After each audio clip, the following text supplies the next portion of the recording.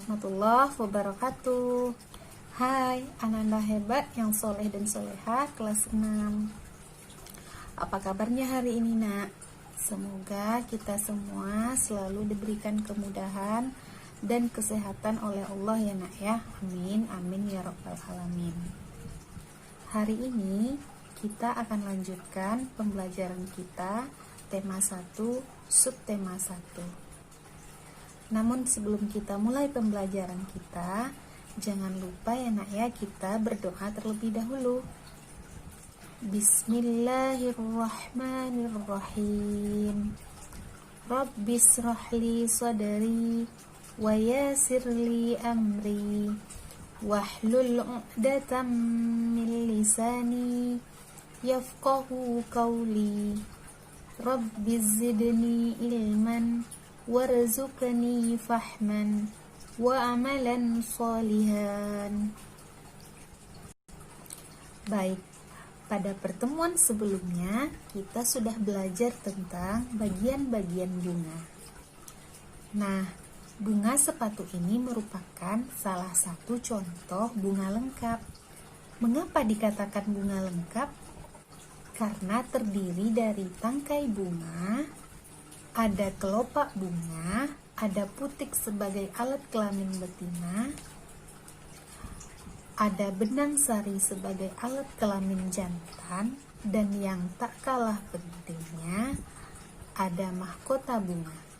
Ananda Ustazah, bunga yang cantik dan indah ini nak, tidak hanya mekar di negara kita Indonesia, melainkan bisa mekar dan tumbuh juga di negara-negara tetangga kita loh.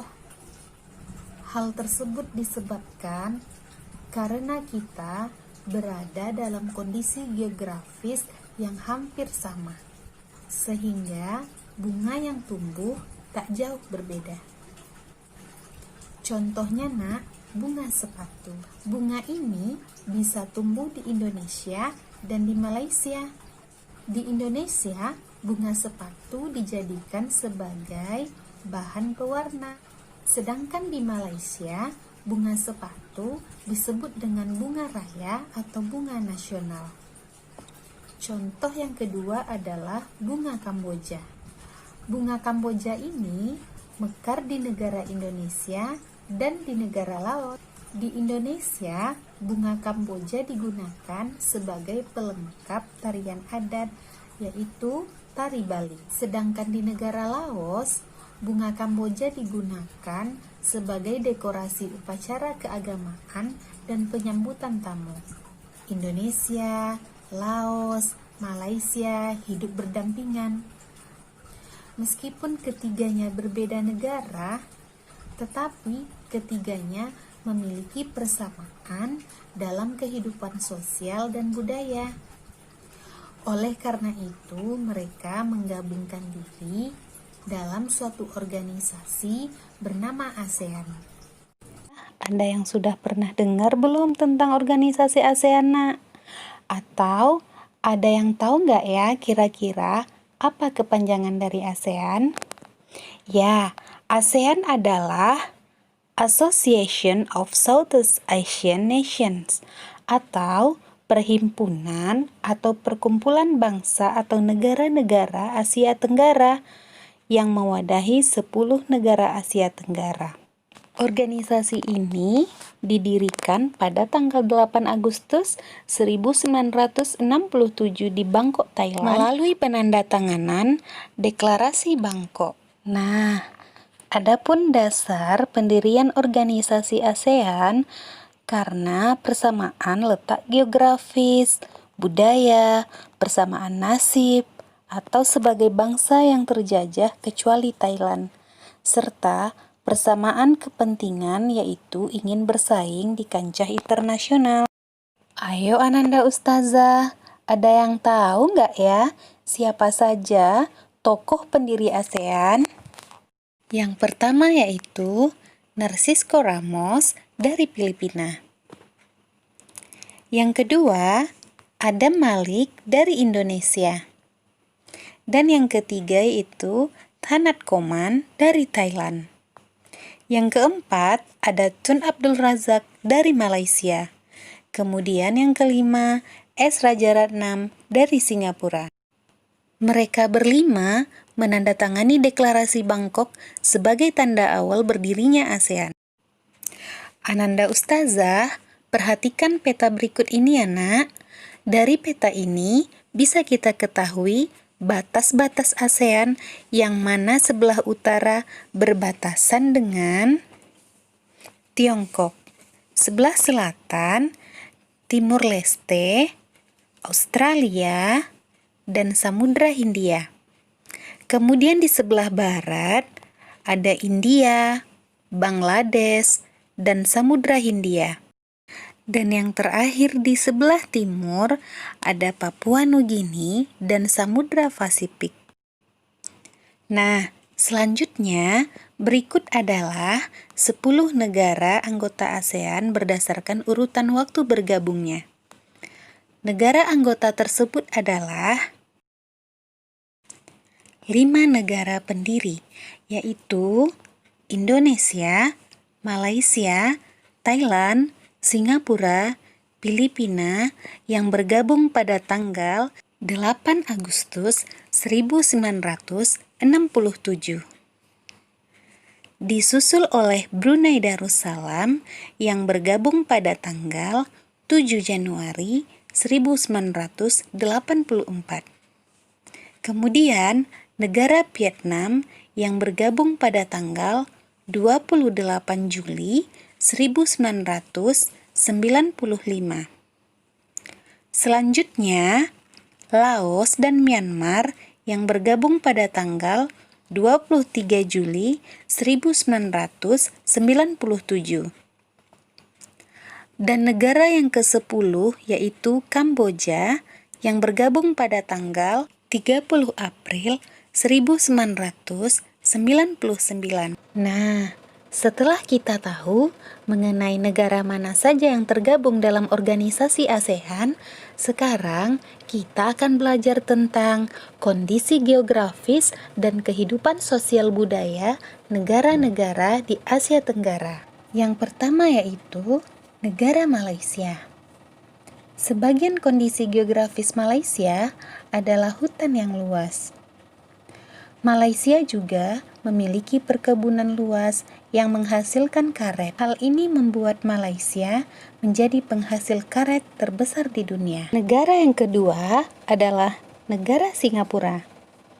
Kondisi geografis Singapura menyebabkan negara tersebut tidak memiliki banyak sumber daya alam.